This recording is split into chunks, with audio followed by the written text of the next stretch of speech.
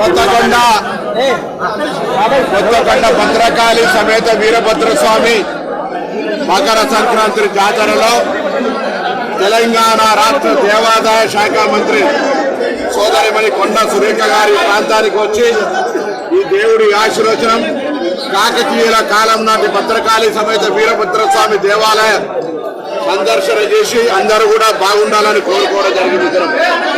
ఈ సందర్భంగా ఈ ప్రాంతానికి సంబంధించి చారిత్రాత్మకమైనటువంటి దేవాలయ అభివృద్ధికి సంబంధించి గతంలోనే శాసనసభ్యుడిగా గెలిచిన తర్వాత మంత్రి గారిని కలిసి స్వయంగా అనేక అభివృద్ధి కార్యక్రమాలకు విజ్ఞాపన చేయడం, వారు సానుకూలంగా స్పందించి దాదాపు 75 కోట్ల రూపాయలకు సంబంధించిన వివిధ ప్రాకారాలు, మాడ వీధులు, ఇతరత్ర అభివృద్ధికి సంబంధించిన అన్ని ప్రతిపాదనలు అనుమతుల చెవిలో ఉండేవి. అవన్నీ కూడా ఈ ప్రాంత భక్తులకు సౌకర్యంగా ఉండే విషయం లోపల పూర్తిగా సహకరిస్తున్నటువంటి గౌరవ మంత్రి కొండ సురేఖ గారికి ధన్యవాదాలు చేస్తూ, ఇది హన్మకొండ జిల్లాలో మరి పూర్వం కరీంనగర్ జిల్లాలో ఉన్నటువంటి కొత్తకొండ వీరభద్రస్వామి ఉత్తర తెలంగాణలోనే గుమ్మడికాయల దేవుడిగా, కోర మీసాల దేవుడిగా, కోరిన కోరికలు ఇచ్చేటువంటి కోర మీసాల భద్రకాళి సమేత వీరభద్రుడిగా ఈ ప్రాంత ప్రజల విశ్వాసానికి అనుగుణంగా మరి తప్పకుండా భవిష్యత్తులో అభివృద్ధికి మా బాధ్యతగా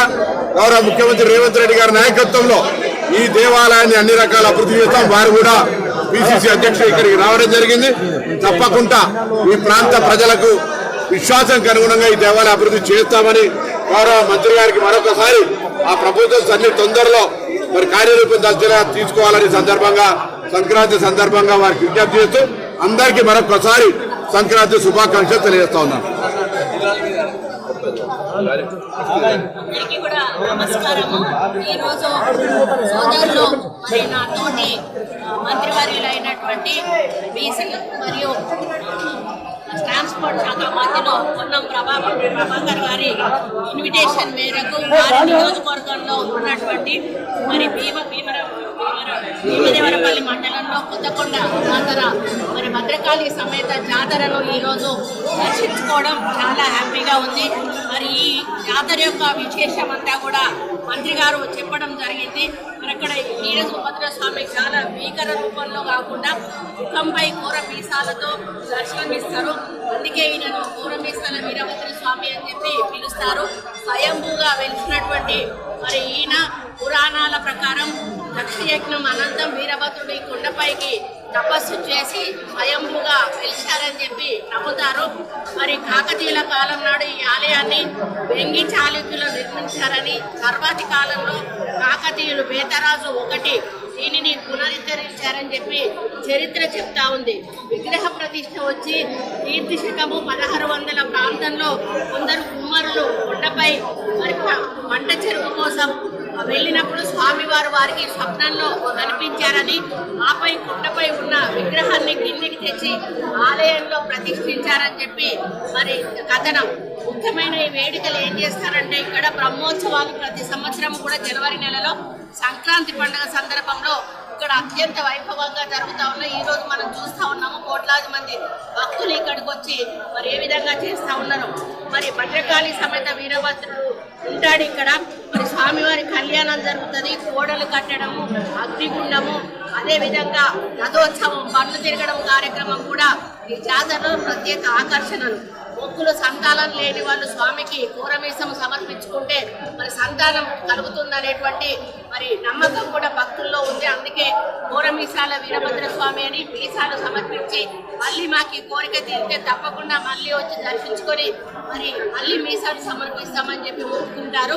మరి ఆ విధంగా కోరిన కోరికలు తీర్చేటువంటి ఈ వీరభద్రస్వామిని మరి వేలాది మంది భక్తులు విశ్వాసంతో కొలుస్తారని చెప్పి తెలియజేస్తా ఉన్నారు. సాయంత్రం 6 గంటల నుంచి మంత్రపుష్పం మరియు పవలింపు సేవ కూడా ఈ స్వామివారికి జరుగుతాయి. మరి విశేష పూజలు, మొక్కులు, కూరమీసాల మొక్కు గురించి నేను చెప్పడం జరిగింది.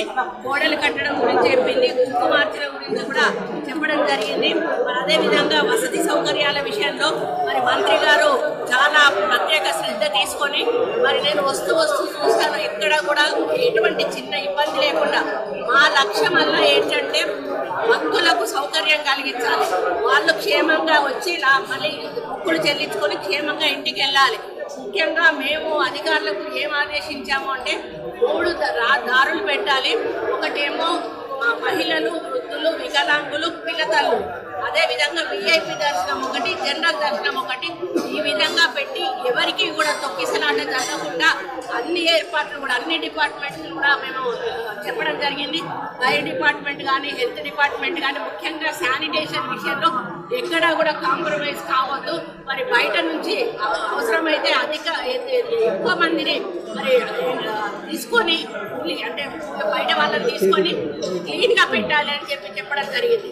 ముందుగా క్లీన్లీనెస్ అనేది కంపల్సరీ ఉండాలి. ప్లాస్టిక్ ఫ్రీ కూడా చేయమన్నాము, కానీ అది ఎంతవరకు సాధ్యమైందో మాకు తెలియదు. ఇట్లాంటి జాతర వచ్చినప్పుడు బాగా ప్లాస్టిక్ యూజ్ చేస్తారు, అది కూడా మీరు వద్దని చెప్పడం జరిగింది. మరి భద్రకాళి ఇక్కడ ఎందుకు వచ్చింది అనేటువంటి మాట నేను అయ్యగారిని అడిగినప్పుడు ఆయన దుష్ట సంహారం చేసేటప్పుడు రక్తం ఏరులై పారుతూ ఉంటే ఈ అమ్మవారిని సృష్టించి పెళ్లి చేసుకున్నారు. అమ్మవార్లు అంటేనే మొత్తానికి వాళ్ళందరూ కూడా ఉగ్రస్వరూపులే అమ్మవారు. కాబట్టి భద్రకాళి అమ్మవారు చాలా ఉగ్రస్వరూపుని. మరి అప్పుడు ఆమెను పెళ్లి చేసుకున్నాడు వీరభద్రుడు, తన పక్కన మరి ఆమెను ప్రతిష్ఠించుకున్నాడు అని చెప్పి ఈ విధంగా మరి చరిత్ర చెప్తా ఉంది. కాబట్టి కోరమీసాల వీరభద్ర స్వామి దర్శనం ఈరోజు కలిగినందుకు మరి నాకు చాలా హ్యాపీగా ఉంది. మరి మా అన్న నన్ను ఒక ఆడబిడ్డలాగా ఆహ్వానించి ఈరోజు దర్శనం చేయించాడు. మరి ప్రభాకర్ అన్న కాన్స్టిట్యున్సీలో నిజంగా చెప్పాలంటే ఇక్కడ గెలిపించుకున్న వాళ్ళ అదృష్టవంతులు. ఎందుకు అనంటే 24 గంటలు కూడా నియోజకవర్గం గురించి, నియోజకవర్గ అభివృద్ధి గురించి ఆలోచిస్తాడు. అదే పద్ధతిలో ఈ గుడికి కూడా 70 కోట్ల రూపాయల ప్రతిపాదనలు ఇచ్చారు. అవన్నీ కూడా మాస్టర్ ప్లాన్ తయారు చేసినాము, అన్నీ కూడా అప్రూవల్కు సిద్ధంగా ఉన్నాయి. సీఎం గారు ఒకసారి కూర్చుంటే అప్రూవల్ తీసుకుంటే నెక్స్ట్ బడ్జెట్లో మేము ఫండ్స్ కేటాయించి నెక్స్ట్ ఇయర్లో తప్పకుండా ఈ యొక్క పనులను చేపడతాము.